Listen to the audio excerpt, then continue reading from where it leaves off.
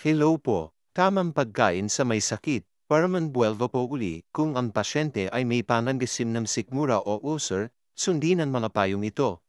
Para sa mga may lagnat o dengue, ingatan din natin na huwag mairita ang tiyan at baka mabisgas ito. Heto ang mga ligtas na pagkain.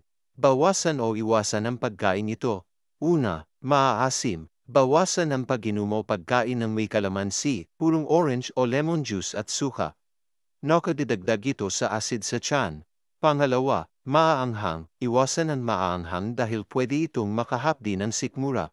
Pangatlo, may itim na pagkain tulad ng tinto ng poset at dark chocolate. Para sa may dengue, iwasan ang pagkain may itim dahil iitim din ang dumi at malilito ang mga doktor kung nagdugo ba ang tiyan ng pasyente. Pang-apat, mamantika at matatabang pagkain. Nagpapabagal ang mantika at taba sa galaw ng ating bituka.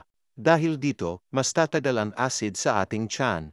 Pang-lima, inuming may caffeine tulad ng kape. Ang kape ay nagpapadami ng acid sa ating tiyan.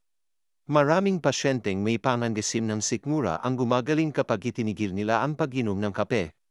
Kung gusto pa ring uminom, hanggang isang baso lang ng kape ang pwede. Ito naman ang magandang kainin. Una, lugaw o lagyan ito ng asin at konting ulam. Malambot ang lugaw, madaling tunawin at mainit pa sa tiyan. Mayroon itong carbohydrates na nagpapalakas ng katawan. Pangalawa, nilagang manok. Ang chicken soup ay nagpapabilis sa paggaling ng trangkaso at sipon. Ito ay dahil sa taglay nitong cysteine, isang natural na amino acid. Masustansya ang sabaw nito at nagpapalabnaw din ng plema. Pangatlo, saging. Ang saging ay may sangkap na flavonoid leucocyanidin na pinuprotektahan ang ating tiyan laban sa ulcer. May potassium din ang saging na kailangan sa normal na pagtibok ng puso. Pang-apat, kanin at isda. Magandang kombinasyon ng kanin at isda dahil nakokomplito nito ang protina na kailangan ng katawan. Pang-lima, uminom ng maraming tubig para bumaba ang lagnat at huwag ma-dehydrate.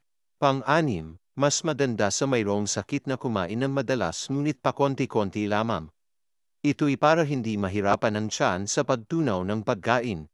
Tandaan, magpahinga, inumin ang gamot at kumain ng tama.